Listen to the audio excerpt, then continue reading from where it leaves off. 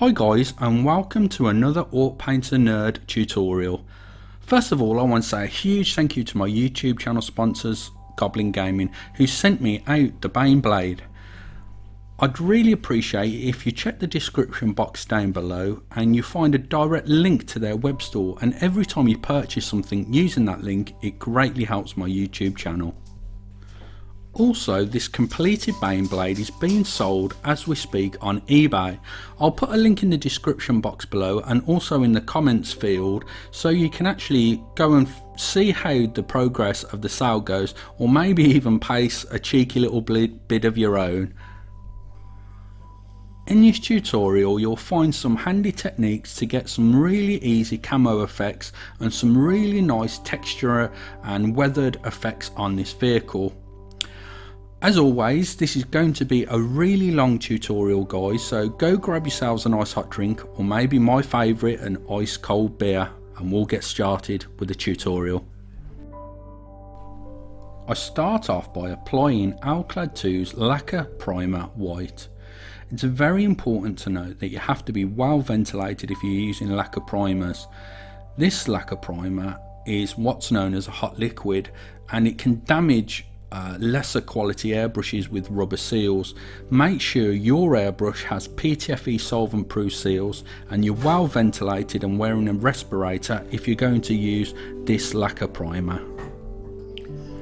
If you can't use lacquer primers because of it damaging your airbrush, or your ventilation isn't as good as you'd like it to be, then I highly recommend Stynel Resis primers or Camo by MIG's one-shot primers, which are the same thing, they're just rebranded. Here I'm priming at about 20 psi and about 4 to 5 inches away from the model, and I'm just getting a nice even smooth spray on the model. As you can see, the paint's going down really thin and it's not obscuring any of that beautiful detail on the model.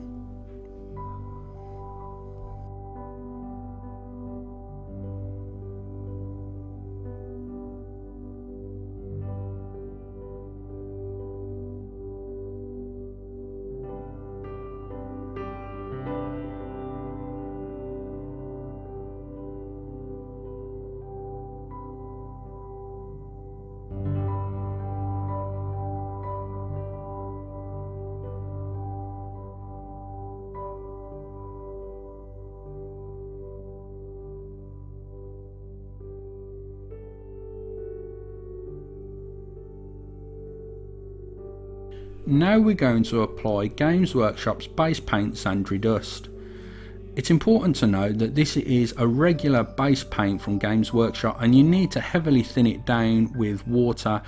I thin it down to a consistency of cream, or a milky consistency if you like, and once it's thinned down, as you can see, out of my 0.35mm needle nozzle, a Water Eclipse CS airbrush, it sprays beautifully. I have to also add that all my airbrush equipment is always got from airbrushes.com, as they're really a great company and have the best customer service. As before with the priming, I'm base painting the model here at about 20 psi, and I'm just making sure they get a nice smooth even coverage all over the vehicle. I may not show it, but everything that I'm doing on the main hull of the vehicle is replicated on the turret of the vehicle.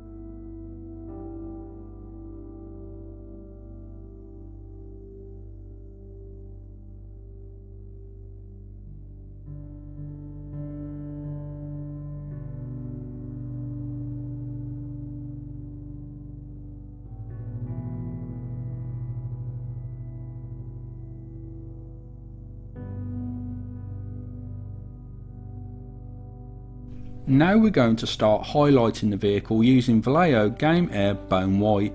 Now I aim for the centre of the panels and also areas where I think a nice highlight would look really nice. So on all of the very extreme top surfaces of all the panels, and all the centres of the panels will get hit with that bone white colour.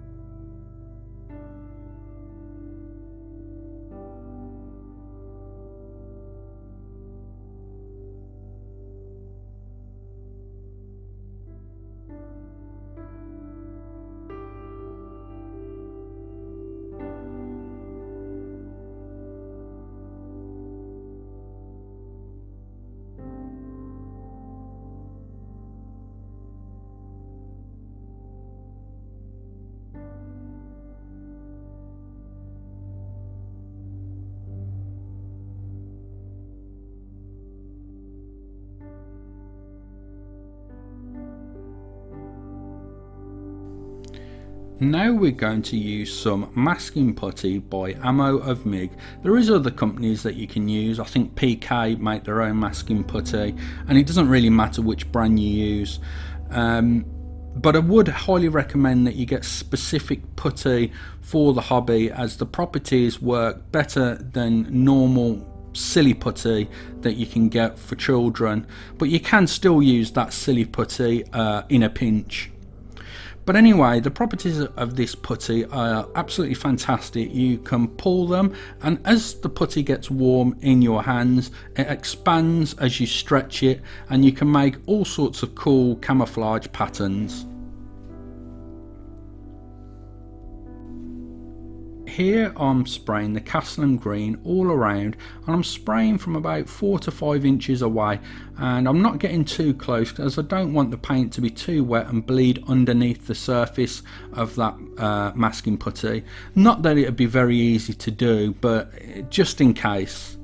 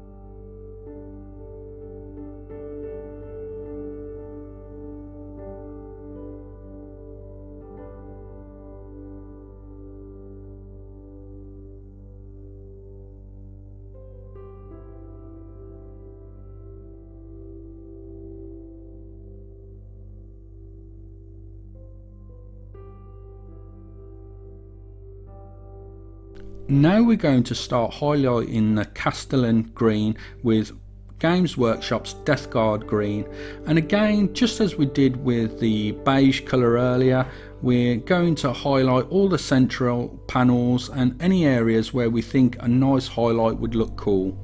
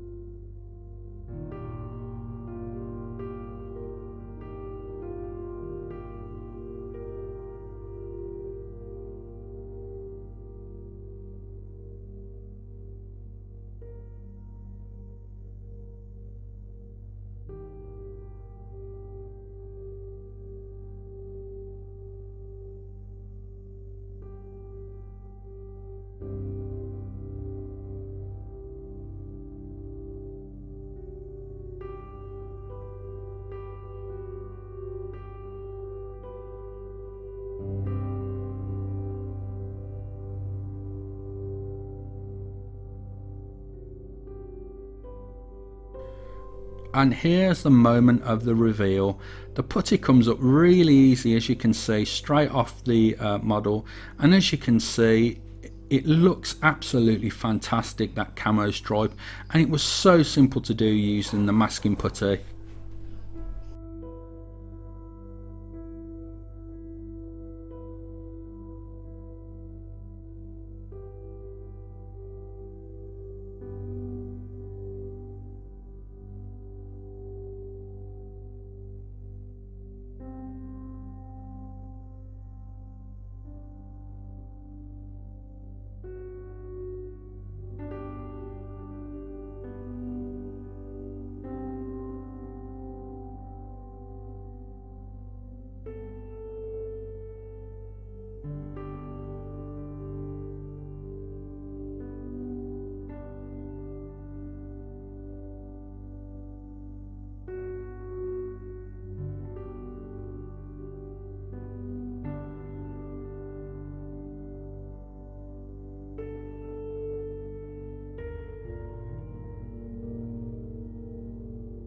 Now we're going to seal the vehicle in with satin varnish.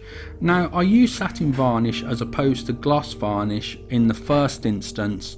The reason why is I want the subsequent washes to stain the surface more than they would with the gloss varnish. I want to leave like an dirty, dusty residue behind on the green and on the beige on the vehicle.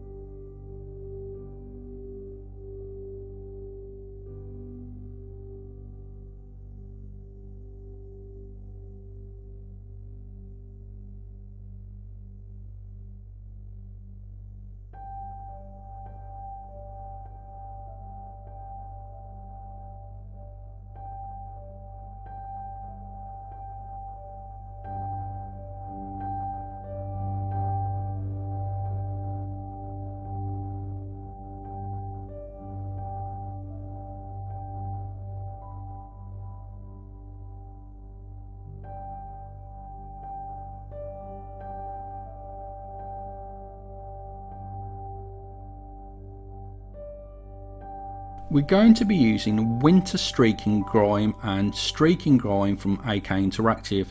The Streaking Grime's brown and the Winter Streaking Grime's green, so no guesses to which colour we're going to use on which part. So the green obviously is going to be used on all of the green parts, and the Streaking Grime, which is brown, is going to be used on all of the beige parts. Here you can see that I'm heavily washing it and letting it stain the surface. The stains is going to leave really nice subtle staining behind, which will look like grubby dirt and grime.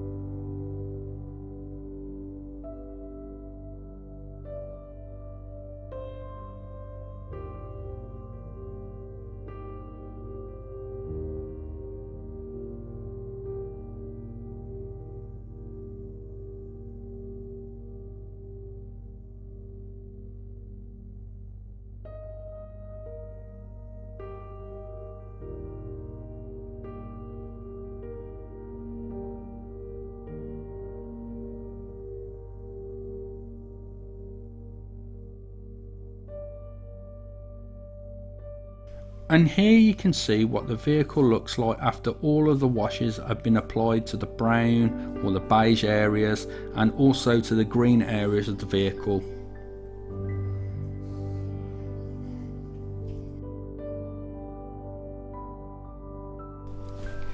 After gloss varnishing all of the vehicle to protect all the decals and all of the paintwork, we're going to give it one more coat of satin varnish here. The reason I gave it a gloss varnish was again just to protect it from future wear and tear, and the satin varnish is going to get rid of that horrid looking gloss coat.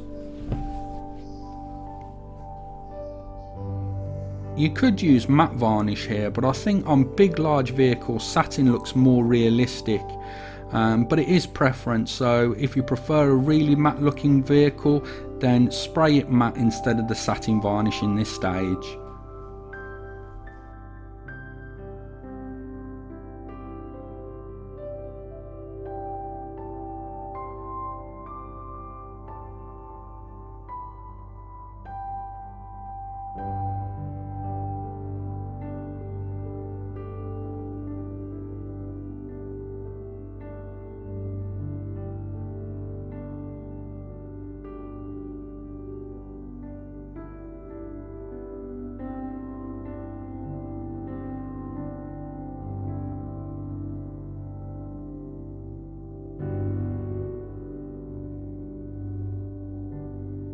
Now we're going to create some really nice dry brushing on the vehicle.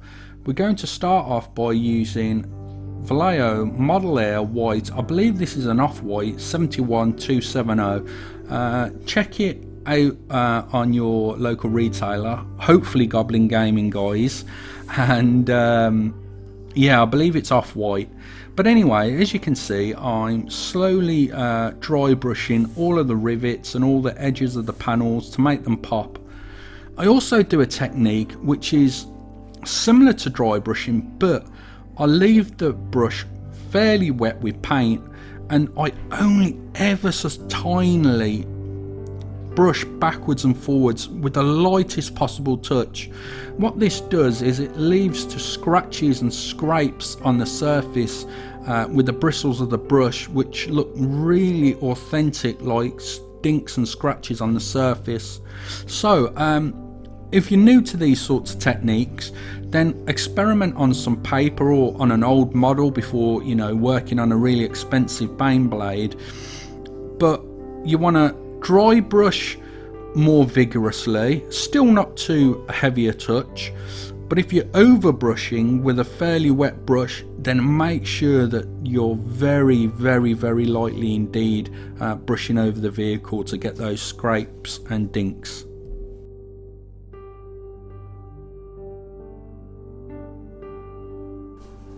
Exactly as before, now we're concentrating on the green areas using Japanese UNIF World War II colour.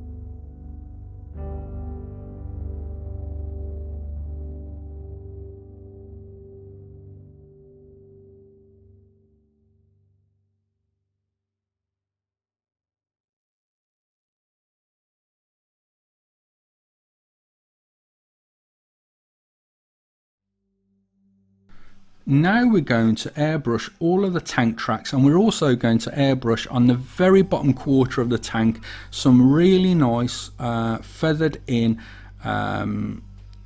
dirt.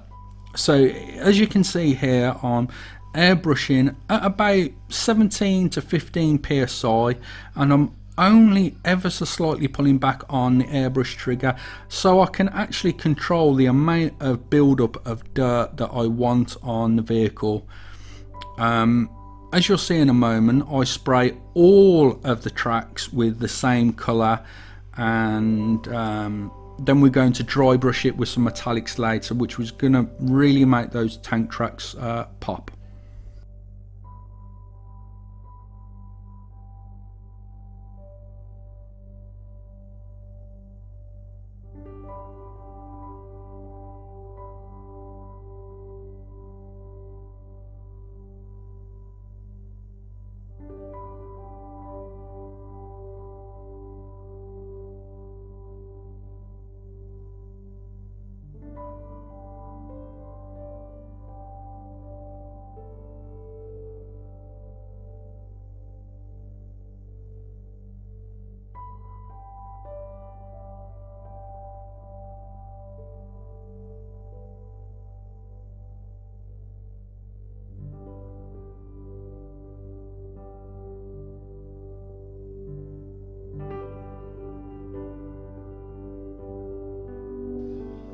Here I'm dry brushing the tank tracks using Vallejo Game Air Silver, and as you can see, the tank tracks look dead and lifeless, but as soon as we start dry brushing them, they come alive and they pop.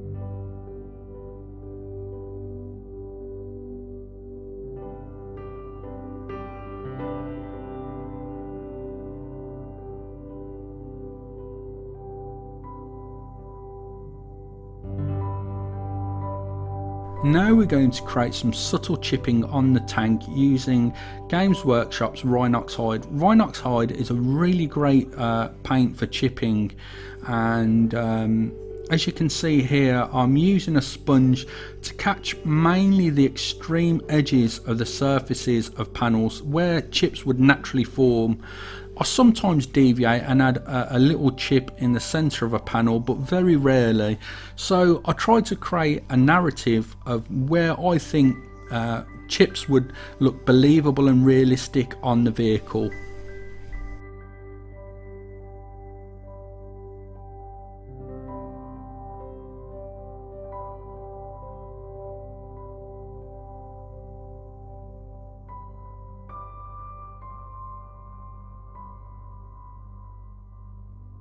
Now we're going to break up all of that green and beige colour with light rust wash by Camo by Mig, and the orange effect on the vehicle of the rust is just going to look so nice. And as I say, break up that two-tone colour that we've got with a little bit of orange.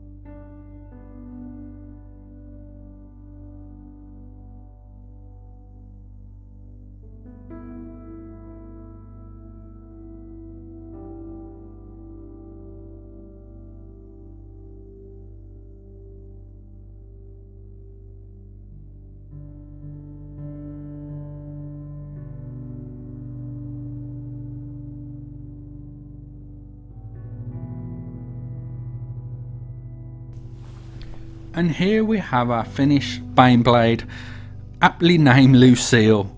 I also want to say a huge thank you to Green Stuff World, who sent me out some amazing World War II decals that I've used on this Baneblade. I think they add so much character to a vehicle, a nice decal, and as if you've been following my channel for a while, you'll know how much I love decals. Okay, please don't forget to check the description box down below for links to Goblin Gaming's web store. Also, if you're interested in placing a bid on my completed Baneblade, then head on over to my eBay auction, which I'll put a link in the description box below and also in the comments field. And thank you very much for taking your time out of your day to watch this video, and I'll catch you in the next one.